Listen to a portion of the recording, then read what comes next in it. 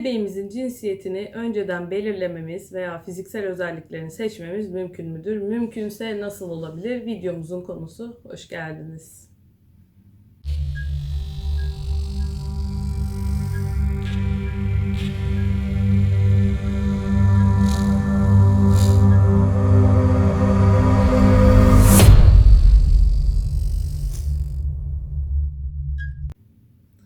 Önce cinsiyet kavramından biraz bahsetmek istiyorum. Kadınlar XX, erkekler XY cinsiyet kromozomuna sahiptir. Yani doğal yollarla oluşan bir gebelikte anneden mutlaka X kromozomu gelir. Yumurta mutlaka X kromozomunu taşır.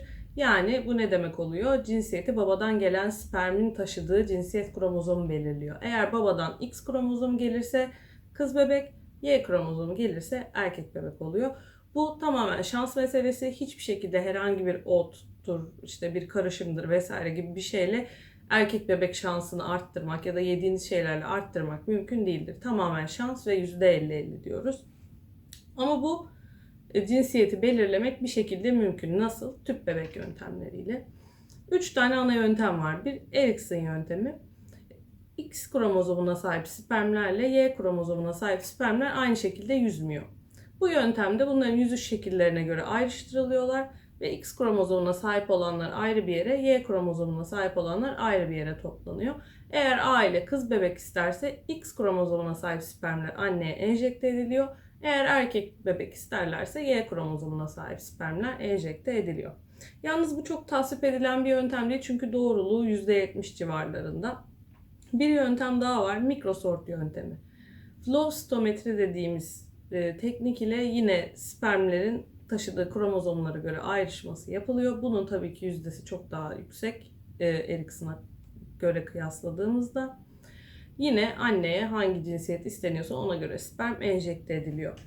Tabii yine %100 değil. %100 olan bir yöntem var ki preimplantasyon genetik tanı. İlerleyen videolarımda bundan daha detaylı bahsedeceğim. Şu an sadece bir teknik olarak anlatıyorum. Normalde çünkü genetik hastalık ve anomalilerin transfer öncesindeki tanısında kullanılıyor.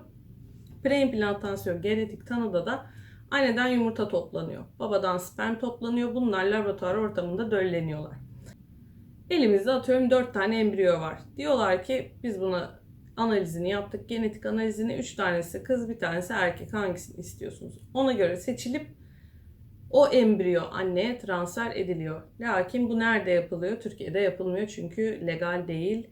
En yakın Kıbrıs'ta yaptırabilirsiniz. Onun dışında Amerika Birleşik Devletleri, Meksika veya işte Tayland gibi uzak doğu ülkelerinde yapılıyor. Hatta bunun için bir turizm bile var. İnsanlar sırf bunu yaptırmak için gidiyorlar. Peki fiziksel özellikleri bu yöntemlerle belirleyebiliyor muyuz? Öncelikle şunu belirteyim. Şu an bunu sadece göz rengi üzerinden yapan yerler var. Yurt dışında, Amerika'da benim denk geldiklerim var, baktıklarım var. Yine preimplantasyon genetik tanı yöntemiyle anneden alınan yumurta, babadan alınan sperm birleştiriliyor ve belli bir sayıda embriyo elde ediliyor. Bunlar analiz ediliyor. Şimdi göz rengi için konuşuyorum.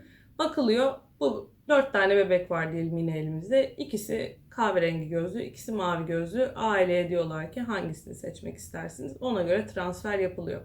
Bu şu an sadece göz rengine göre yapılıyor olabilir ama ilerleyen dönemlerde boy uzunluğudur, işte ten rengidir, saç rengidir gibi şeylerle mutlaka yapılacaktır. İçlerinden en iyi embriyo hangisi ise o seçilecek gibi yöntemlerde mutlaka ileride olacaktır. Şunu belirteyim ama asla gen değiştirme gibi bir şey mümkün değildir. Mavi göz genini alayım, kahverengi göz genini ekleyeyim, işte boyunu biraz uzatayım, saçı da sarı olsun. Böyle bir şey asla mümkün değildir.